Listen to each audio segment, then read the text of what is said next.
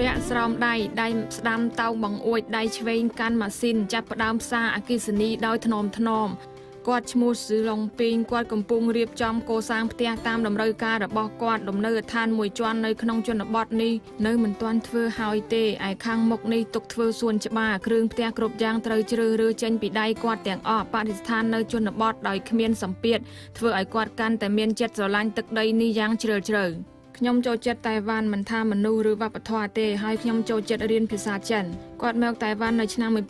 1981ហើយចាប់ផ្ដើមមករៀនភាសាអង់គ្លេសនៅឆិនតារហូតដល់ឥឡូវនេះ8ឆ្នាំហើយឯភាសាចិនក៏និយាយបានល្អដែរដោយសារគាត់ចូលចិត្តដើរទេសចរដូច្នេះហើយគាត់ធ្លាប់បានបោះពុម្ពសភៅមួយក្បាលហើយមួយក្បាលទៀតដែលស្ដីពីការណែនាំមកគូទេសករសភៅគាត់មានគេគាំទ្រច្រើនណាស់គាត់មានឈ្មោះល្បីនៅវៀតណាមហើយក្នុងពេលនោះដែរគាត់ក៏បានស្គាល់ភរិយាគាត់ចាប់ពីពេលនោះមកគាត់ក៏សម្រេចចិត្តលះបង់សញ្ជាតិដើមមកចាក់ឫសនៅទីនេះធ្វើជាជនជាតិតៃវ៉ាន់ពិតៗអ្នកមានសោកស្ដាយលះបង់សញ្ជាតិដើមទេអត់ទេហេតុអ្វី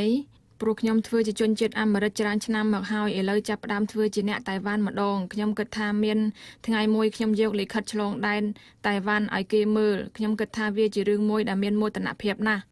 ពេលវេលាមួយប្រព្រឹត្តភ្នែក34ឆ្នាំកន្លងផុតទៅហើយឥឡូវនេះប្រិយប្រពន្ធទាំងពីរកំពុងរួមកម្លាំងគ្នាគ្រប់គ្រងផ្ទះសំណាក់អ្វីត្បិតហត់នឿយតែជាភាពរស់នៅយ៉ាងជាក់ស្ដែងហត់ណាស់ហើយចំណាយពេលច្រើនពិតជាចំណាយពេលច្រើនមែនសក់មួយសរ